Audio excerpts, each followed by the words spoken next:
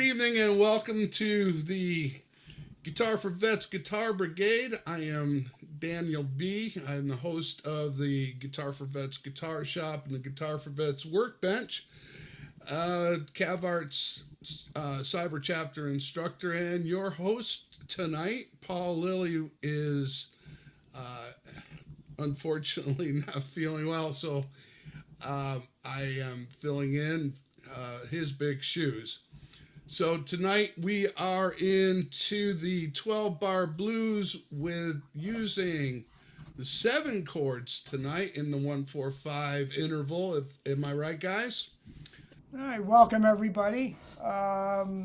Introduce my partner Dave Crout. As Dan mentioned, Paul Lilly is a little under the covers at the moment, not feeling well. I'm Ken Morlino, and we're kind of the Guitar Brigade. So tonight is session 3, part 3 of 3. But before we go any further in the blues, we just want to say we are we're discussions for brigade topics for the upcoming year. It's hard to believe it's 2026. But we are open for suggestions from all of you, any of you. You could put them in the chat box. You can email Paul. Not sure, Dan, how they can get in touch with us. Maybe you know that better than I. Usually if you're on CavArts, you can do a private message. Right. Okay, super. So yeah, just don't Or hesitate. make a comment in the feeds. Yeah, we've got some ideas, but we really want to make this as pertinent and relevant to your needs as best we can. So don't hesitate if you've got a topic. Hopefully one of us knows a little bit about it and we can do a good job of it, okay? All right, so a lot of regulars. Really appreciate all of you showing up every week, and I think most of you have been here at least, more than once. So today is part 3 of this 3-part series. So if you're still, we covered a lot, and this topic of the blues gets pretty deep. And I wanted to work with it because it's a relatively simple form, song form. And it's pretty amazing the amount of popular tunes that are based on this form. So in CavArts are parts 1 and 2. I believe there's handouts for both of those. There's a video for both of those. A lot of information. Every time I look at this, I learn, it gets a little better, a little deeper. So just, encourage you to explore. So part 1 was just like blues overview. Part 2, we looked at little options for soloing. And tonight it's going to be choral based. We're going to be looking at some options for 7th chords to use for the blues. And we'll get you a PDF or at least just a slide deck. We'll get that up in CavArts soon. It's not there right now, but it ultimately will be there. Okay, so let's get started.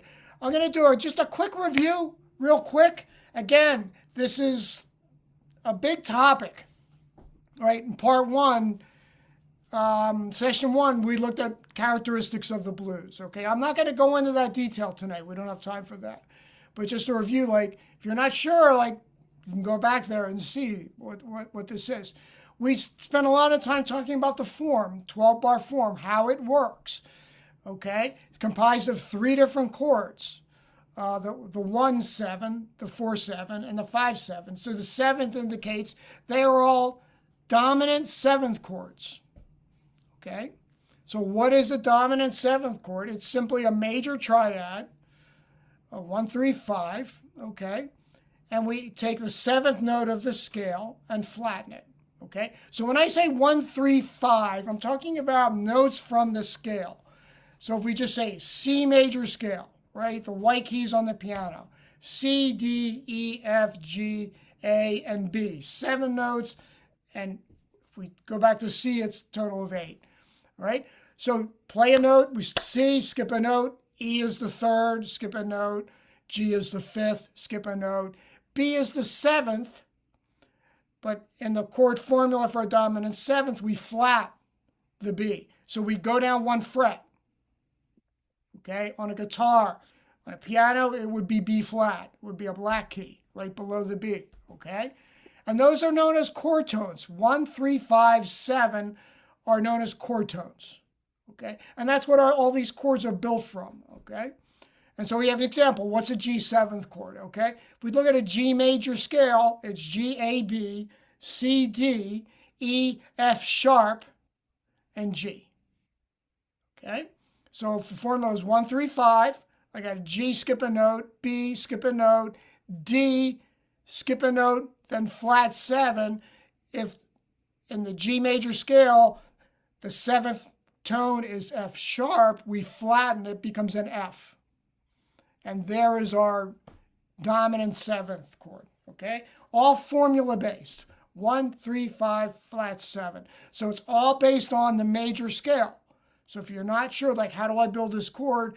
First, start, what's the major scale for that tone, right? There are 12 tones that we work with, the diatonic scale.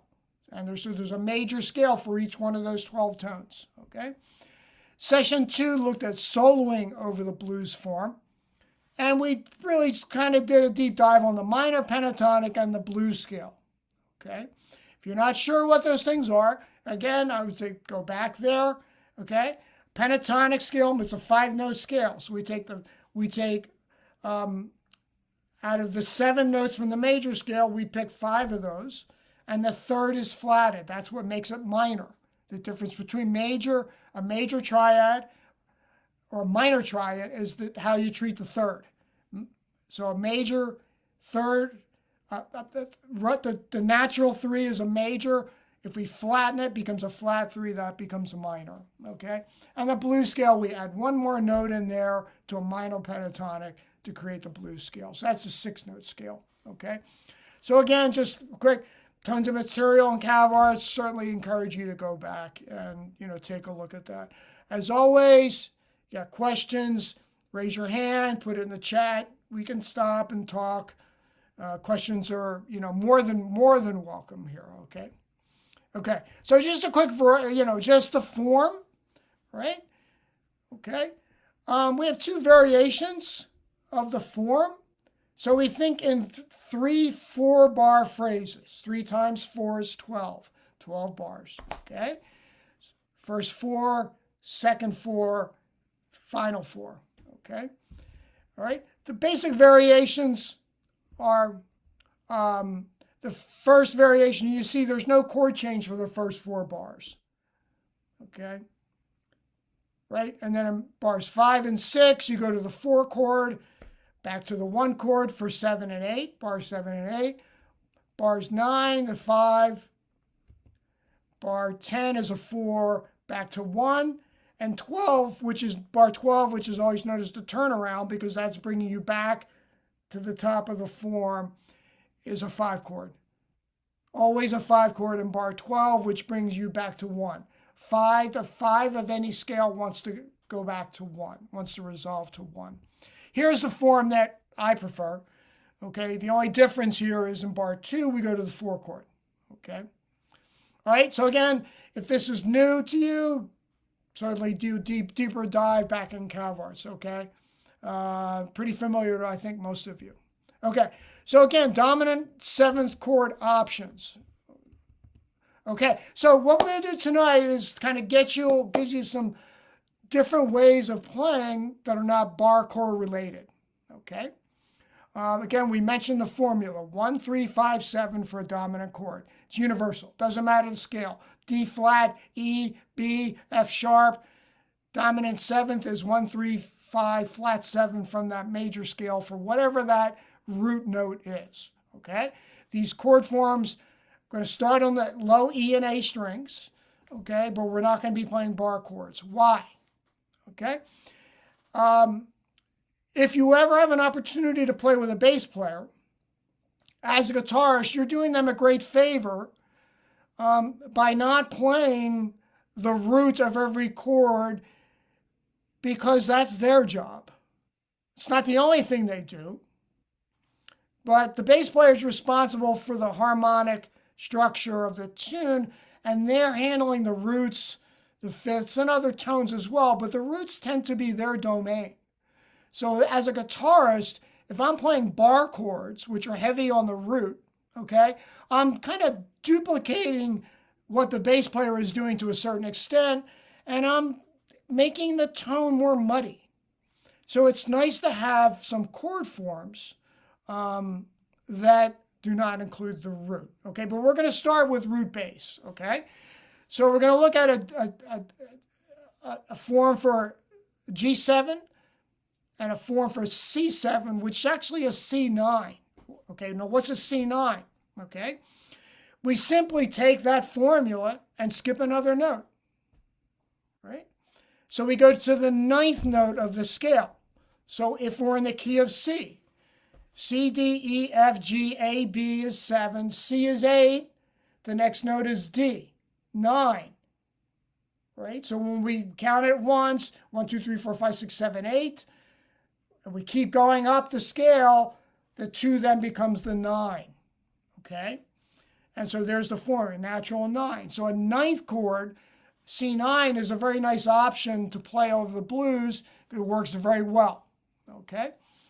These are like our bar chords. These are going to be movable shapes. So we slide them up, we slide them down. They're really helpful, okay? And so here are our 2 shapes, okay? So here's the first one that we're going to work on, okay? If this is not new to you, please, bear with me, okay? But basically, we're taking our G7 form that we all play as a bar chord, and we're dropping that D, okay? So basically, starting at the top, I'm going to play a G. I'm going to skip a string. I'm going to put my middle finger on the F, okay? So I'm skipping a string with fingers 1, 2, 3. From the G, skip a string, F, all on the 3rd fret. Okay?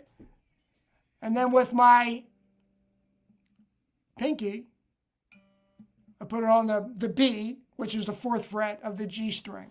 And there's a G7.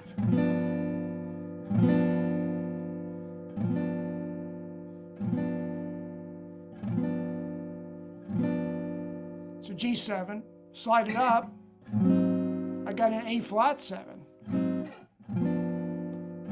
Okay? So I'm going to ask you to try to grab your guitar and try to get this sound, okay? Now you're going to be muting. What you do, like that A string is being muted by my index finger. So you can't really hear them. And likewise, the G string is being muted. So you want to stack 1, 2, 3. And so that form may be a little unusual or a little awkward at first, but remember when you couldn't play a C chord, right? And if you forget what that's like, turn the guitar around and try to play a C chord with your opposite hand. Then you'll remember what it's like as a beginner, right? And just a note there too on that diagram, where Ken has number 2, 1, 2, 3. Fingers. The 2 there is your actual 7th note, and as the flatted 7th there is, so the 2 is the 7th. Yeah, but just to be clear, those numbers refer to fingers. Oh, okay. Okay? Those numbers refer to fingers. 1, 2, 3, 4. Okay. 1, 2, 3. We're gonna get to what the notes are, actually. Okay. Yeah, Sorry. super. No worries. That's a good point. Okay? I'm glad I meant to say that these are fingers, 1, 2, 3, 4. Right? Any questions on that form? And again, movable. A flat A, B flat, B. So whatever the root is, just like your bar chord, okay? Now, yeah, now this is a chord with the root, and if you're playing with a bass player, you might not want to use that form, which we're going to give you some more options. But if you're playing solo guitar, right? So what's the difference? Like the rock 7th chord form, right? Basically, we're not playing that extra D note, the fifth fret of the A string, right? We basically let that go, and I have this form. All right? Questions? Okay. C9. Sorry, there we go. Okay. So basically, C9 is kind of similar, okay? But what we're going to do, we're going to play C, E, and then, so it's kind of the opposite, where now I have fingers 2, skip a note, 3 and 4, all on the 3rd fret, and I get the second note, 2nd fret of the D string, which is E, and that's my C9. Real popular chord with Stevie Ray Vaughan. And again, movable. Okay.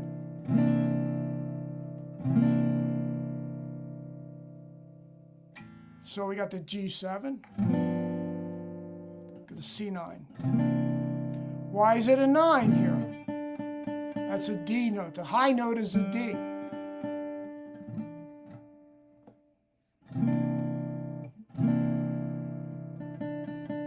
It's a little different than your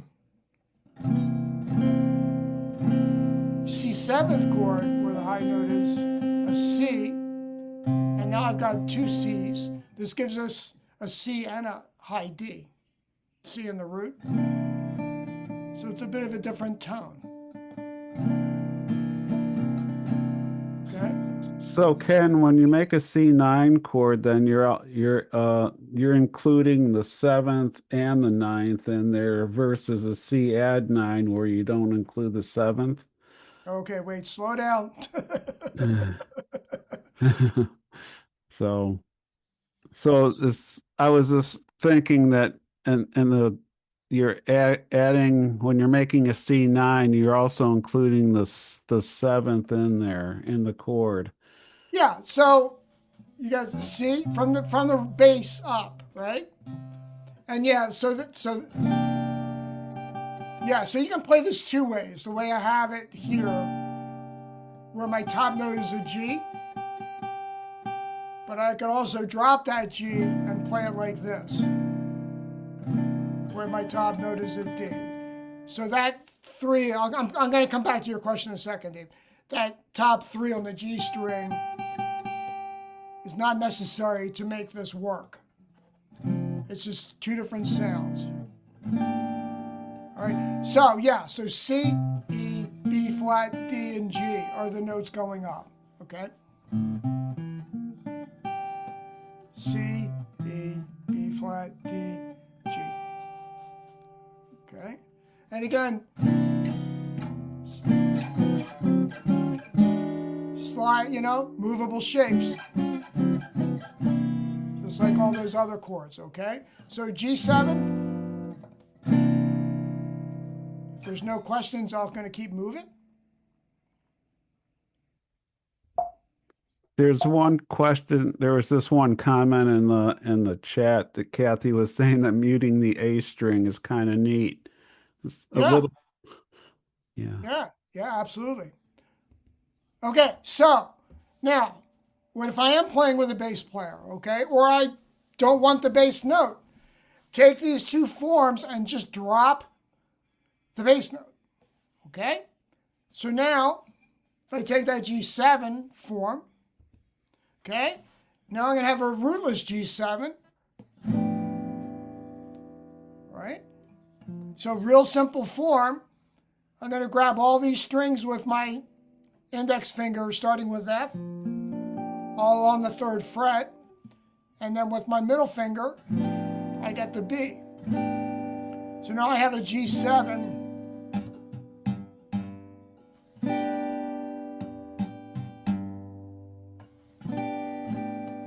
Okay. And again, movable shape, right? G7, G sharp, A7.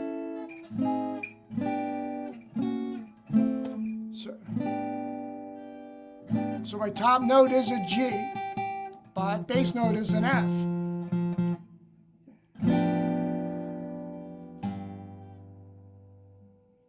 Okay? And then the C9, so start with my index on the E, and just with my middle, or you can do two, middle, whatever is more comfortable. I use my ring finger. You could also do it with your middle finger. But basically, again, both forms, we're hitting 3 strings at the same fret.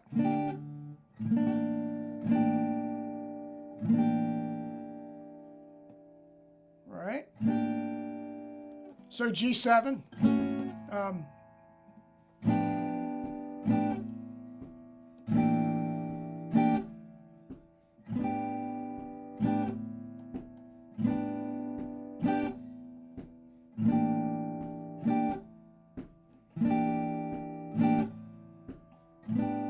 Playing the form. Now we go up to D7, C7, G7, D7, bar 12 turnaround, back to the 1. Okay, so now we have the same, so we just, all we did, drop the root. So G7, drop the root, and then the G goes from the top. You're still playing a G, but now it's in a totally different register. So it's not going to get in the way of the bass player. Okay? And same with C, we just dropped the root. So my C9 was this. I just dropped the root. Now, I'm not playing those, I'm not playing the E and A string, okay? So I'm doing my best not to play these. When I play these forms, so if I want to play a G7th, I want to start that chord from the D string. I don't want to play these bass notes, all right? Because first of all, they're not in the chord, and we don't want that bass tonality. So that might be new as well, is learn how to play like, I want to play just from a specific string, right? I don't want to always play all 6 strings, okay? And that's also helpful, like if you're playing triads, right? You just play 3 strings, same kind of concept, okay? All right? You want to try practicing this? All right? How about we try practicing this, okay? So I think I'm going to have to stop this screen and go to a backing track, okay? That's right. All right, okay. So try to keep those forms. So again, what we're going to do here is that C9 form is the 4 chord. And when you get to the 5 chord, you're going to slide it up 2 frets. So now my bass note is an F sharp for the D9. All right? So I've got this slow G backing track. Let me demo it once with these chords. Then I'm going to have you do it. Now, don't try to, what I would suggest is focus on getting the chord on beat 1. Don't feel like you have to play every beat. So in other words, if this is the tempo, 1, 2, 3, 4, 2, 3, 4, 2, 3, 4, right? You don't, so, I mean, you can do whatever you want, but like if you're struggling to get in and out, like we teach our students, you know, you want to be at the chord on the beat, especially beat 1, right? Okay, so let's give this backing track a try. All right, here we go. So I'm going to play the rootless versions. C9, G7, again G7, bar 4, C9, C9 again, G7,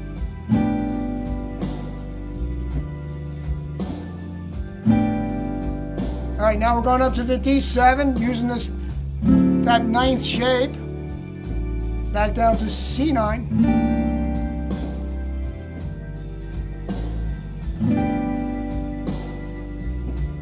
Now 1, 2, D7.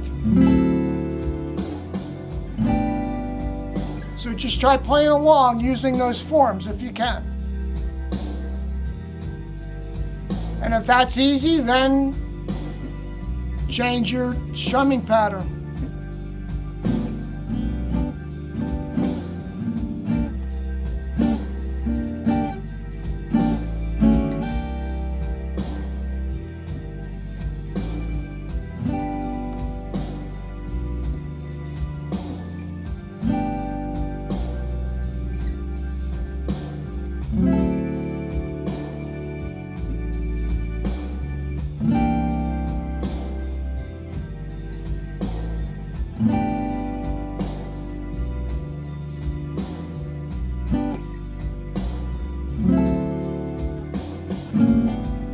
Slide into it each time.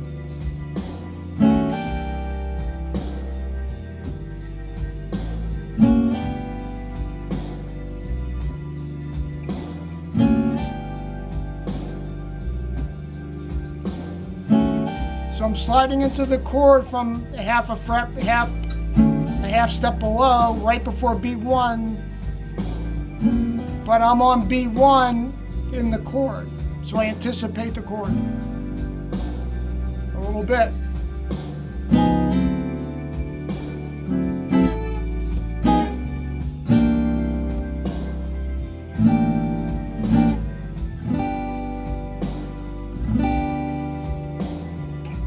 I'm going to try the other forms I started with.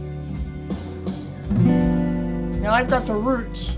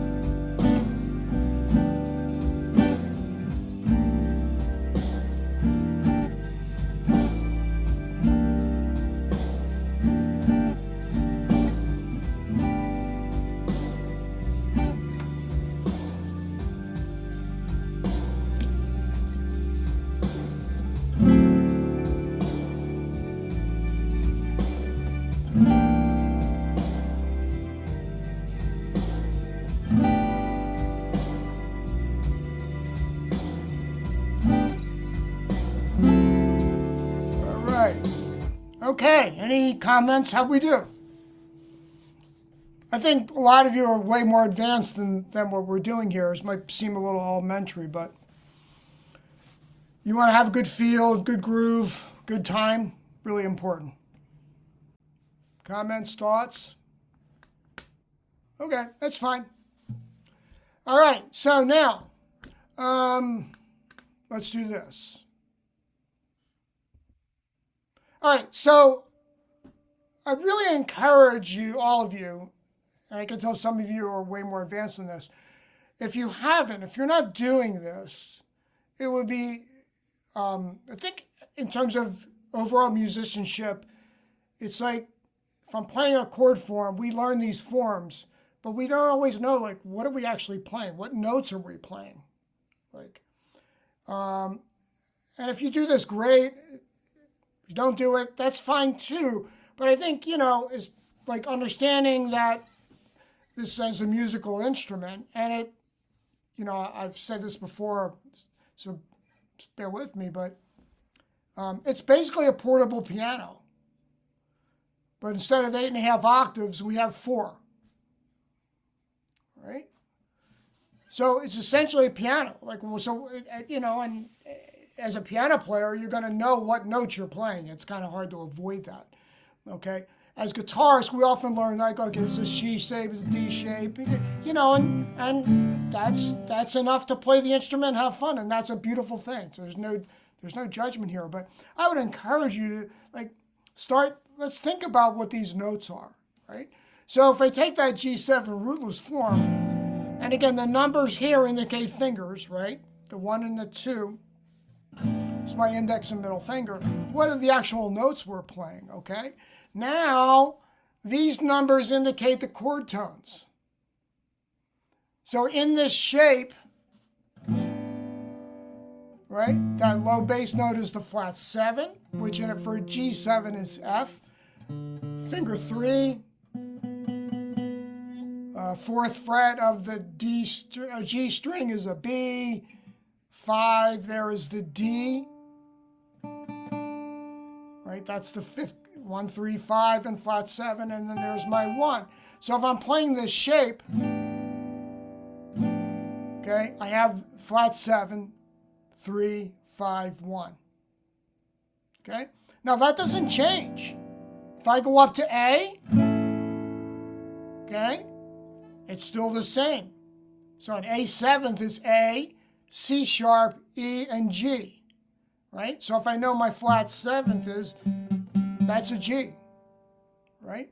And so you can use these shapes, if you understand like where the chord tones are, you can use these shapes to help build your understanding of this fretboard, which is a good thing to do, okay? Same thing, let's take the C9 rootless form, right? Again, the numbers here, 1 and 2, indicate my fingers. And again, just for clarity, it's easier for me to use my ring finger on here, but it works just as well this way. Okay, it's just easier for my hand. Okay, what notes are we playing? Okay, now, right, the bottom bass note here is not the flat 7 like that G7 rootless, but it's the 3rd. Right? And then we have the 3rd, the flat 7, the 9, and the 5 going up the chord. What's missing here? The 1, right? Yeah, the 1 is missing, okay? Why does it work? Well, this works really well because it sounds good, but if you have a bass player, you don't need to worry about that note. Okay? And again, movable shape. So I go up to D9, right? My 3rd's going to be F sharp. Because in a D9 chord, 1, D, E, F sharp, 1, skip a note, 3, that's an F sharp, okay? So again, these forms tell you what note you're playing. But more importantly, we can simplify these chords even more, okay? And this is a very effective skill for a guitarist, is to just play chords, a 2-note chord using the 3rd and the 7th. Because the 3rd and the flat 7 will tell your ear it's a dominant chord. And that's all you need. You don't need any more than that, especially if you're playing with other people. Bass player, drummer, keyboard player, you know, so a two-note chord becomes very effective. So what does that look like? Here we go, okay? So inside each of these chord shapes, okay, that we've already covered, so if I take that D7 form, okay, and only play the F with my index and a B, I got the flat 7 and the 3. And that's the 7th chord. I know if you look at the definition of a chord, in many places it's going to say 3 or more notes simultaneously. It's really not true. I mean, two-note chords, it's still a chord. It's more than one note played at the same time. So you can play chords with 2 notes. So knowing where the 3rd and the 7th is really powerful. But what's really cool about this, if I just slide that shape down, I've got my C7th. I've got the 3rd and the flat 7 of the C7th chord.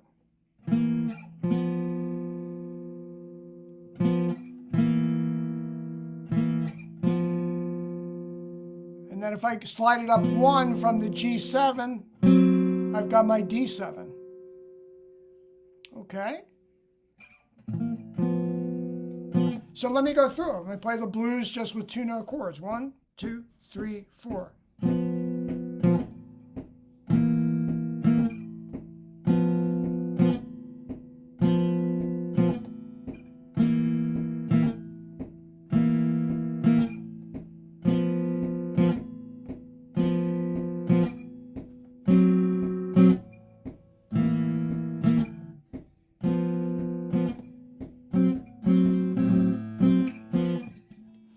So that was G7, 2-note chords. All right. Now, like I said, this is a portable piano, right? So if I'm playing a G7, F is my flat 7 and B is my 3rd, okay?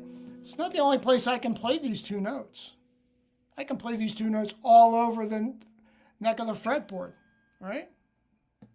I can play it up here. That's an F and a B, that's an F and a...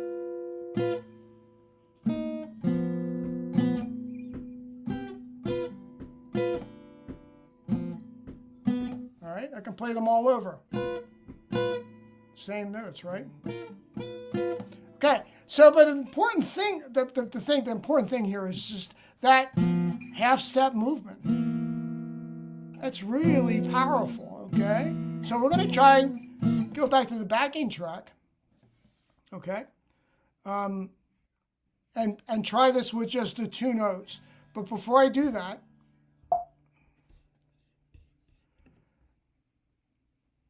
I want to apply give you a rhythm that if you don't know this rhythm, you want to have this rhythm under your tool belt, okay?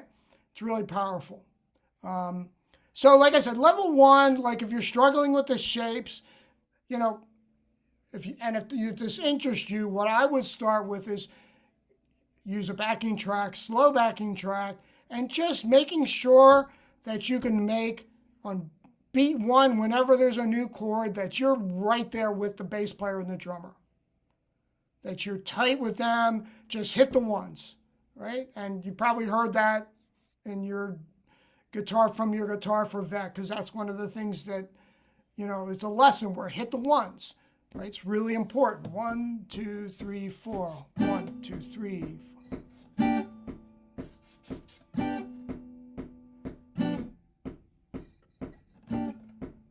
So if you do nothing else, if you just get now, so like that's the bass line. You want to be able to do that. So that's level 1. Level 2 is a Charleston rhythm, okay? All right, it's a real powerful rhythm, pretty straightforward, okay? So the Charleston rhythm, okay, is long, short, all right? So I'm just going to clap it out. So if the Charleston rhythm is 1, 2, and 3, 4. So 1, 2, 3, 4. So long, short, right? So 1, 2, 3, 4.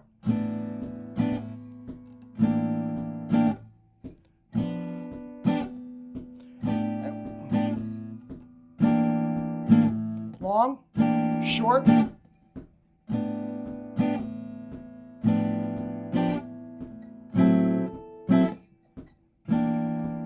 And you leave space, which is important. You know, one of the things that we tend not to think too much about, and when we're playing, is silence and space is just as important as everything else you play.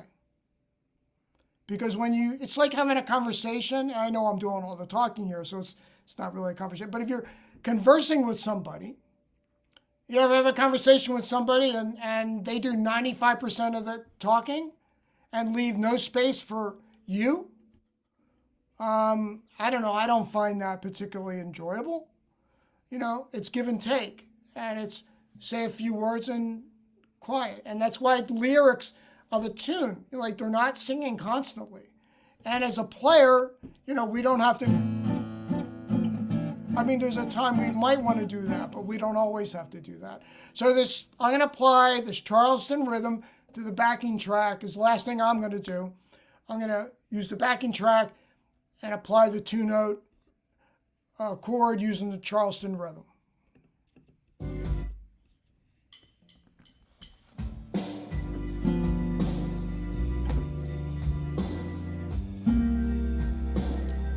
It's a slow tempo.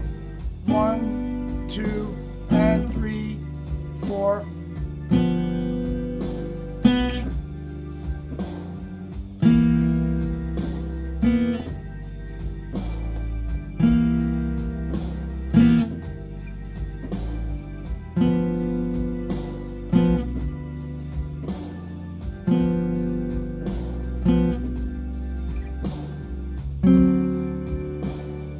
Literally, my fingers aren't moving other than the slide within a 2-fret range.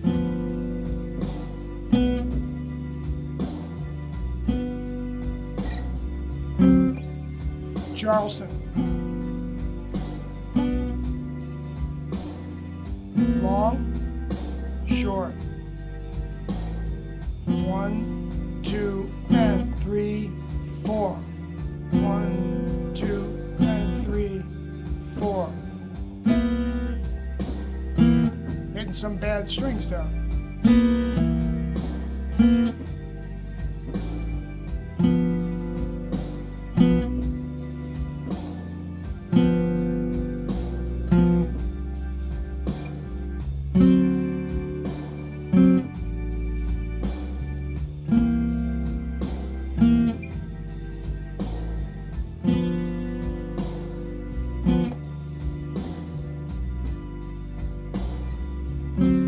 Alrighty then. Okay.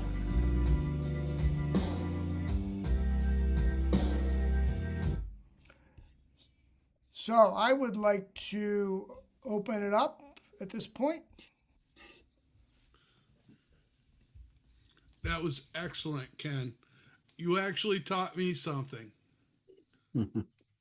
Well, I can, hang on, let me get back to where I'm supposed to be. I can't see anybody.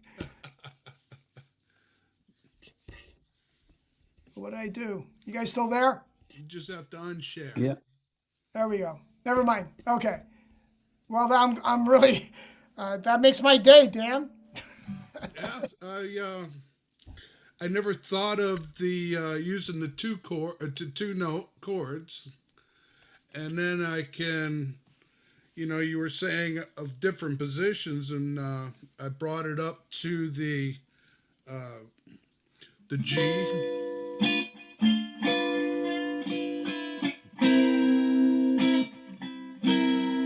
I added that third note, Yeah. which is the third itself, I believe, right? I think it was the third. It's the, hang on, give me a second. You added D? The E. No, the C. Okay. For the C, oh, actually, I'm adding the root, the tonic to it. Yeah. Yeah, there's all kinds of varieties here, but the point of takeaway is when you take, so from this chord that we started with, we got Right. 1, 2, and 3 different options right there. And it's all just dissecting this one thing, Yeah, right? it's amazing. Yeah, it really is. You know, and it starts to open up the fretboard a little bit. Right? And then the other thing too is like from these shapes, you know, you can start. Right. You start adding some variety, but it all starts with, you know, being tight with the rhythm, having it down, so you don't have to think about it. You know the form, like you know it so well, like you anticipate those changes. You know, it's all like little building blocks, and it just takes time and repetition to do this. But I'm happy to have any questions or comments from everybody. We have a few minutes still. Come on, Kathy, you have to have some questions. I love the way you broke down the chord because I understand the keyboard. I don't see the guitar as a keyboard. So I have to pluck it out, you know, on the keyboard and then try to build it on the guitar. I don't think guitar yet. Yeah, but can you see that it is the same thing? It's just, it really is. Now, the thing you got to remember is that um, on a piano, it's real easy to stack thirds, meaning 1, skip a note, 3, skip a note, 5, skip a note, 7, 9. And we have many fingers. So piano players have a distinct advantage. I'm not saying it's easy. Don't get the wrong idea. If there's any piano players in the audience, I'm not saying it's easy, but they have a big advantage in terms of visual and like just pushing the notes down. In this guitar and this instrument, it's real hard to stack those thirds, so you have to change the shapes. And that's where you get into things like drop 2 chords, if you might have heard that term. You know, it's just to facilitate these shapes, but it's all just 12 notes. It's just arranged in a way, and you're not looking at it, so it's awkward. You know, you can take a 3-year-old, a 4-year-old, and show them this is the note C on a piano, and say, find me another C, and they got it that fast, right? Where are the C's on this instrument? It's not as easy, right? But you can learn it. We can all learn it if we want to. Yeah. That's great. Any other thoughts or comments?